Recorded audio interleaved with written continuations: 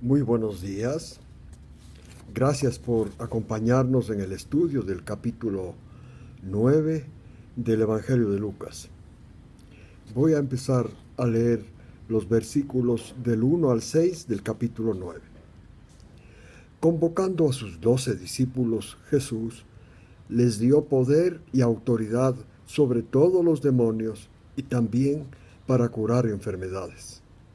Entonces, versículo 2, los envió a proclamar el reino de Dios y a sanar enfermedades. Y les dijo, nada lleven por el camino.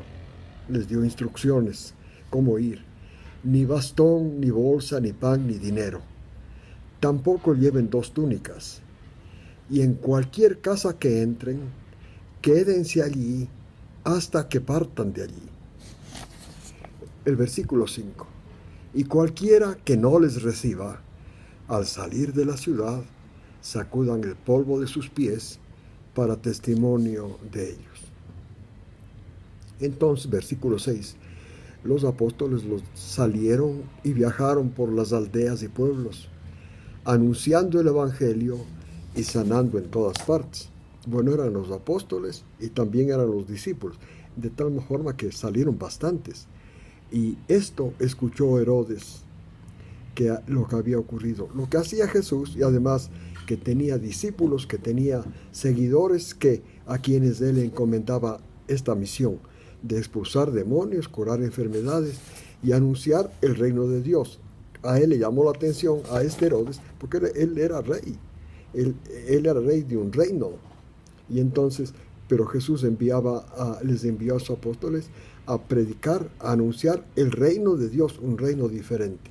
Esto le llamó la atención a Herodes, leo del 7 a 9. Entonces, se enteró de lo que se pasaba, o sea, averiguó qué es lo que pasaba. Estaba muy perplejo porque pensaba que Juan, a quien él mató, había resucitado de los muertos. Otros pensaban que era Elías que había aparecido y otros que alguno de los profetas antiguos había resucitado. Y entonces hizo Herodes este comentario: yo a Juan le hice decapitar. ¿Quién es este, refiriéndose a Jesús, de quien oigo estas cosas? Y entonces Herodes se interesó mucho por ver a Jesús, por las cosas que hacía y porque sobre todo anunciaba el reino de Dios, siendo el rey de un reino, Herodes. Bueno, entonces, en los versículos 10 al 17. Regresaron los apóstoles de la misión que Jesús les encomendó y le contaron a Jesús todo lo que habían hecho. Entonces Jesús los escuchó con mucha atención, entiendo, estaba muy interesado. Jesús muestra aquí que él quería compartir su misión, la misión que el Padre le dio, partes de su misión quería compartir, la parte de testificar, la parte de enseñar, esto quería compartir. La obra que él debía hacer, no esto de morir en la cruz, pero sí quería que ellos hagan la obra que Dios quería. La obra que Dios quería para ellos, y esto muestra Jesús, era que testifiquen de Jesús y enseñen y expulsen y hagan el bien, expulsen demonios, sanen enfermedades. Bueno, ellos le contaron a Jesús, Jesús los escuchó con gusto y les llevó a una ciudad aparte para que descansen, a Betsaida. 11. Pero cuando la multitud llegó a saber que Jesús estaba ahí, le acompañó a Jesús y entonces Jesús lo recibió y les hablaba también a ellos del reino de Dios y sanaba a los que necesitaban ser sanados. Jesús enseñaba, compartía, quería participar de las glorias del reino de Dios, del reino celestial. Y además les sanaba. El 12. Les enseñó prácticamente todo el día. Cuando el sol empezó a declinar, versículo 12, se acercaron a él los 12 y le dijeron: despide a la multitud para que vaya por las aldeas y campos de los alrededores y hallen alojamiento, consigan alimentos, porque estamos en un lugar desierto. En realidad las multitudes habían viajado bastante, se habían alejado de sus casas estaban en un lugar desértico. Por esto la preocupación de los apóstoles. Déjales que vayan a buscar alimento y a encontrar alojamiento, les dijo. Pero Jesús, ¿qué les contestó? Jesús siempre buscando traerlos a la fe, encaminarles en la fe a los apóstoles. Les dijo, denles ustedes de comer. Y ellos dijeron, no tenemos más que 5 panes y 2 peces. Se habían olvidado ya de que Jesús tenía la capacidad de crear alimentos. Y entonces quería Jesús que recuerden esas obras de Jesús, de Él, pues, para que tengan fe, para que vayan desarrollando confianza en el poder de Jesús. Por esto no les reprendía, solamente les volvía a poner en las mismas circunstancias que antes. Y entonces, no tenemos el dinero para comprar alimentos para toda esa gente, dijeron, porque había como 5,000 hombres. Esto quiere decir que había más de 10,000 personas ahí. En realidad Jesús tenía multitudes tan grandes. Y Jesús tenía una capacidad muy grande para hablar. Fíjese que hablaba con suavidad, pero todo el mundo lo escuchaba. Y entonces Jesús les dijo a los discípulos, hagan que se recuesten, porque comían recostados, ¿no?, en grupos de 50. Y entonces, de cada grupo 50. Y entonces así lo hicieron. Hicieron recostar a todos. El versículo 16. Entonces Jesús, tomando los 5 panes y los 2 peces, levantó sus ojos al cielo, los bendijo, los partió e iba dando a los discípulos, para que sirvan a la gente. Y todos comieron, dice el versículo 17, estas más de 10,000 personas, comieron, se saciaron, y las sobras recogieron en 12 canastos llenos. Aquí muestra Jesús su actitud hacia la gente. Él busca suplir nuestras necesidades y Él busca compartirnos los misterios, los grandes misterios de la salvación. Este es el objetivo por el cual vino Jesús acá. Ahora, 18 al 27.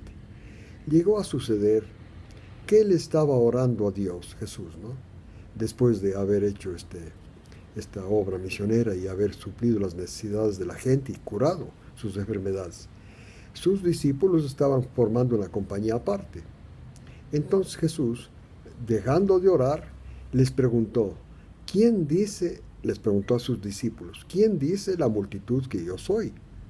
19. Ellos respondieron, unos que eres Juan el Bautista, otros que eres uno de los profetas antiguos que ha resucitado. Entonces les dijo a ellos, ¿ustedes qué dicen que yo soy? Pedro, que era el más extrovertido, pues rápido dijo, tú eres el Hijo único de Dios. 21. Entonces Jesús, cuando escuchó esto, los advirtió severamente y les ordenó que no digan eso a nadie. ¿Por qué Jesús hizo esto? Él es el Hijo de Dios. Quería, por supuesto, era necesario que sepa que es el Hijo de Dios. Pero él sabía que los dirigentes religiosos estaban tras matarle ya. Y si es que llegaban a saber que él aceptó ser el Hijo de Dios, le iban a matar. Y antes de que él cumpla su misión de llegar en una Pascua a ser crucificado. Por esto es que Jesús, para poder seguir haciendo su actividad misionera, les impedía que confiesen realmente quién es Él. Pero ya estaba seguro de que ellos sabían quién era Él. Sus discípulos sí sabían. Y entonces, en el versículo 22 les dice, es necesario que el Hijo del Hombre, es una denominación que a él le gustaba hacer, el descendiente de Adán, quería decir, para recalcar que él vino con una condición moral, espiritual como la nuestra, parecida a la nuestra, pero sin haber pecado. De todas maneras, entonces vino sujeto a toda tentación y vino sujeto a toda debilidad, pero el Espíritu Santo lo guiaba de tal forma que él nunca pecó, pues no. Pero le gustaba, repito, enfatizar que él es Hijo del Hombre, que es un descendiente, que es uno como nosotros, bajo la ley. 22. Les dijo entonces que es necesario que el Hijo del Hombre sufra, sea repudiado de los ancianos, también repudiado de los sumos sacerdotes y de los escribas, y finalmente sea muerto y resucite al tercer día. Este Mesías, este Hijo de Dios, iba a morir a manos de los pecadores. Jesús quería hacer saber a los discípulos esta gran contradicción que había en su mente, que el Mesías prometido, que el Hijo del Altísimo, que vino a dar la salvación a la raza humana, iba a ser muerto por los dirigentes religiosos de la religión a la cual él había por más de 2000 años alimentado a través de profetas. Le dio la revelación a Moisés para que les dé a ellos, y sin embargo le iban a matar. Y entonces dijo a todos, el versículo 23, empezó a establecer los principios para seguir al Hijo único de Dios. Estos principios, la mayor parte de la gente no los toma en cuenta. Tienen mucha atención a la ley, otros a la fe, pero realmente a esto que Jesús va a decir, estas son las condiciones únicas para seguir a Jesús, para ser partícipe del reino que él vino a anunciar. Dice 23, y entonces dijo a todos, si alguien quiere seguirme, niéguese totalmente a sí mismo, levante su cruz y cada día sígame. Jesús, ¿a dónde estaba yendo? En realidad estaba yendo al Calvario. Por esto les dijo un poquito antes, el Hijo del Hombre va a morir, va a ser perseguido, va a ser atacado por los dirigentes religiosos y luego va a morir.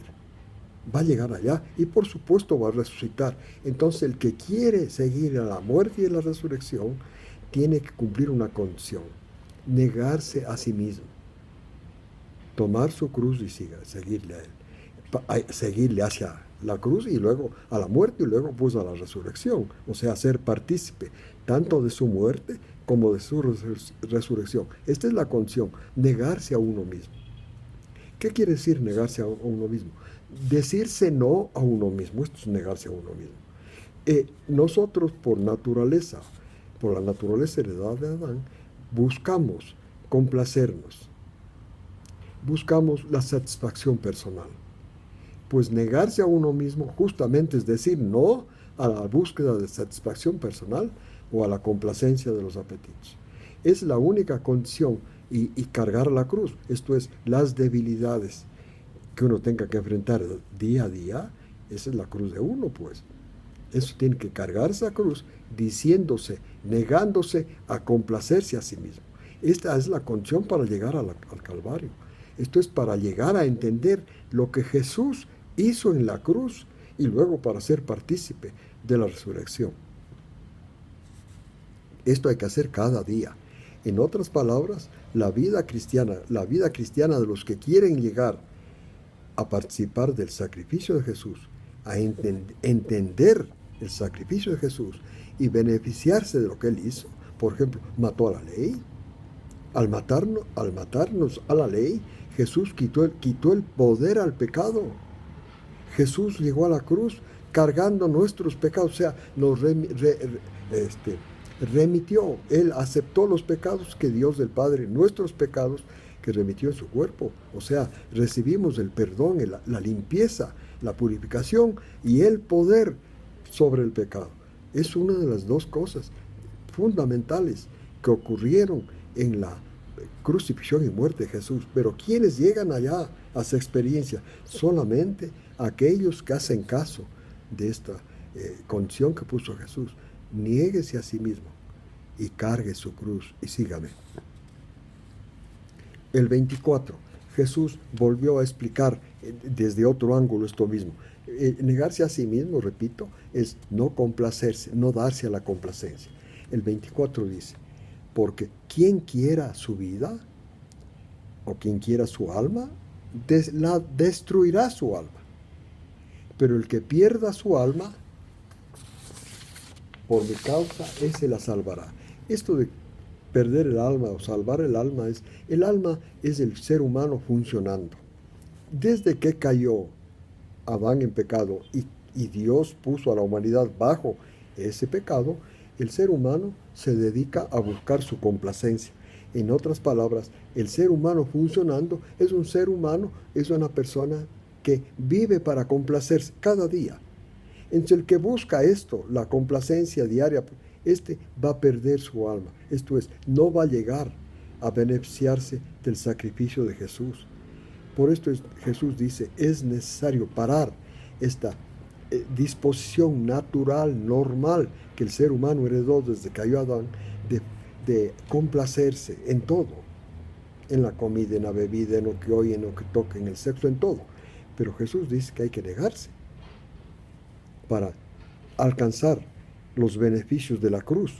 Y eso ahí uno conservará su vida y será salvo. 25.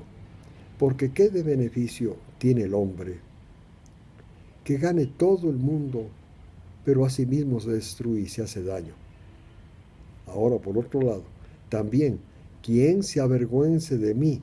Dice Jesús, y de mis palabras, de ese, el Hijo del Hombre, también se avergonzará cuando venga en su gloria. En la gloria, en su gloria, en la gloria del Padre y con los santos ángeles. Ahora sigue diciendo Jesús, en verdad les digo que hay algunos que están aquí que no sufrirán la muerte hasta que vean el reino de Dios. Esto lo que está diciendo Jesús es que para ver el reino de Dios hay que sufrir la muerte. Estoy hablando de la muerte, esto de negarse a uno mismo. A esa muerte se refiere, negarse a uno mismo para ver el reino de Dios. Dicho con otras palabras, cuando una persona recibe la palabra de Dios en la mente, esto es según San Juan 3, la palabra de Dios en la mente que Dios quiere poner en la mente es el sacrificio, el relato del sacrificio de Jesús. Como dice en San Juan 3, recuerdan ustedes que Nicodemo le preguntó, ¿cómo será esto de que nace de nuevo? De que nace de lo alto la persona, nace de lo alto. No se confundirán. Nace de nuevo, sí puede ser, pero literalmente es nace de lo alto. Es cuando Dios, el Dios del cielo, pone el relato de la vida de Jesús, nacido de su amor al hombre, en la mente. Cuando hace esto Dios, se llama, en Juan 3:3, se llama el engendramiento de lo alto. Dios pone su palabra en la mente. Y cuando nace de lo alto, cuando ya nace a ser parte del reino de Dios, entra el reino de Dios, es cuando el Espíritu de Dios toma posesión de esa persona. Pero primero tiene Dios que poner el relato de la muerte de Jesús, como están en Juan 3:16, que Jesús vino a esta tierra, nacido del amor del Padre hacia nosotros, para morir en la cruz y para darnos la salvación. Hermanos, la salvación es, primero, tiene dos aspectos. Primero, aceptar que Dios, el Padre, puso nuestros pecados, todos nuestros pecados, en Jesús. Él los llevó en su cuerpo a la cruz. Y lo otro, que Jesús nos mató a la ley. No olvidemos que la ley santa y buena es usada por el pecado, por Satanás, y toma el poder de la ley para obligar al ser humano a pecar.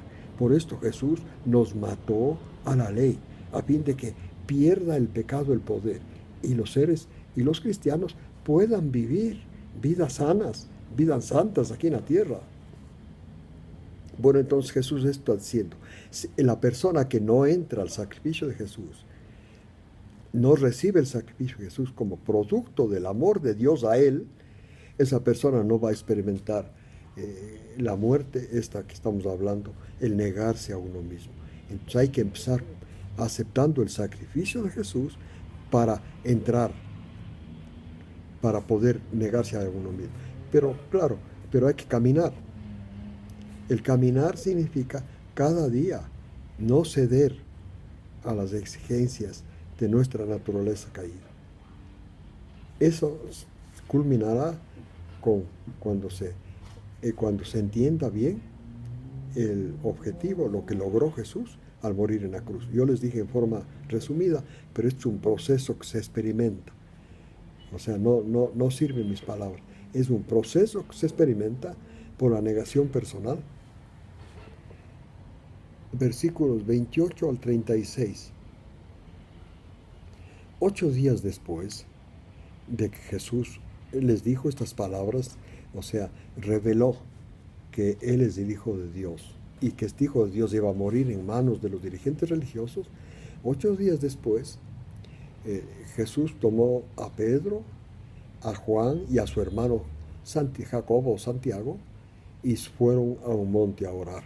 Era la fiesta, estaba la época de la fiesta de los tabernáculos o cabañas, 29. Y llegó a suceder en su oración que su semblante, mientras Jesús estaba orando, su semblante se transformó. Su ropa se hizo blanca como la nieve, 30. Y 2 varones hablaban con él. Estos 2 varones eran Moisés y Elías. Moisés, el de la ley, que ustedes recuerdan, resucitó, fue resucitado y llevado al cielo. Moisés, el de la ley, y Elías, el reformador. Este Elías, el reformador, es el que debía venir antes que venga el Mesías por primera vez. Este Elías simbolizaba la obra que hizo Elías con el rey Acab, simbolizaba la obra que Juan el Bautista iba a hacer. O sea, la obra de transición de la ley a la gracia. Bueno, esto es Elías que antecedió a Jesús, Juan el Bautista. Pero también este Elías va a venir en el Apocalipsis, igual que Moisés, el de la ley, y luego el que antecede, el que hace la transición de la ley a la gracia, Elías. Van a aparecer en el Apocalipsis 11 está, para justamente hacer esto, hacer la transición, mostrar la ley, los verdaderos requerimientos de la ley y la caída absoluta de toda persona que intenta guardar la ley para que tenga lugar la transición de la ley a la gracia. Esto es, a que en Jesús toda persona es cubierta con sus conductas y vive la vida de acuerdo a como Dios quiere, una vida justa y noble y pura. Bueno, entonces se transformaron y como acabamos de leer, estaban ahí Moisés y Elías. 31. Y entonces estaban ellos en gloria y hablaban con Jesús de su éxodo, dice literalmente. La palabra éxodo es de la salida de Jesús de Jerusalén al cielo, que estaba a punto de cumplirse. 32. Pedro y sus 2 compañeros habían quedado dormidos. Imaginen ustedes, en este evento inmenso se quedaron dormidos. Pero cuando se despertaron, sí vieron a Jesús glorioso. Y también le vieron a Moisés y a Elías. Y entonces Pedro, al ver esto, le dijo a Jesús: Maestro, estoy en el 33, es bueno quedarnos aquí y hacer 3 cabañas o tabernáculos, uno para ti, uno para Moisés y uno para Elías. Pero él no sabía lo que decía. Estaban en la fiesta, repito, en la fiesta de las cabañas o tabernáculos. Por esto Pedro sugirió eso. Pero claro, la inspiración dice, no sabía lo que estaba diciendo, porque ya no estaban pues en la época de la ley. Estaban en la transición. Jesús había venido a mostrar, a revelar la gracia, a vivir la gracia. Estaban en la transición a la época de la salvación. Ya había pasado la época de la condena, la época de la ley. Bueno, entonces, en el 34, tan pronto Pedro dijo esto, sugirió de hacer las 3 cabañas, se apareció una nube, se formó una nube y los cubrió. Y ellos tuvieron miedo de mirar la nube. Y de la nube, escuchen esto, salió una voz que decía: Este es mi Hijo amado, óiganle. Repito, hasta ese tiempo era la voz de la ley, la de Moisés, la que se oía. Juan el Bautista, prefigurado como Elías, era el que vino a decir: hay que cambiar, hay que oír ahora esta nueva voz, esta nueva enseñanza. Y esto dice Dios el Padre. Repite lo que dijo Juan el Bautista. Ya hay que oírle a él la voz de la gracia, la voz de la fe, ya no la voz de la ley. Y todavía ellos no entendieron bien. Y ahora tampoco el mundo cristiano entiende bien. Pero hay que oír la voz de la gracia. Dios el Padre dijo, este es mi Hijo amado, a Él oíd. Y hay que leer, estudiar lo que Jesús dijo. Está registrado muy bien en los Evangelios y en el Nuevo Testamento. Eso es lo que hay que oír. Ese es oír la voz del Padre. 36. Y después de oírse la voz de Dios del Padre, Jesús se quedó solo y los apóstoles, Juan, Santiago, Pedro, Santiago también Jacobo, ¿no? Guardaron secreto de lo que vieron y no contaron nada de lo que había visto. Les agradezco por acompañarme al estudio del capítulo 9 y les invito a la próxima semana para continuar el estudio del Evangelio de Lucas. Que Dios los bendiga a ustedes y a sus familias.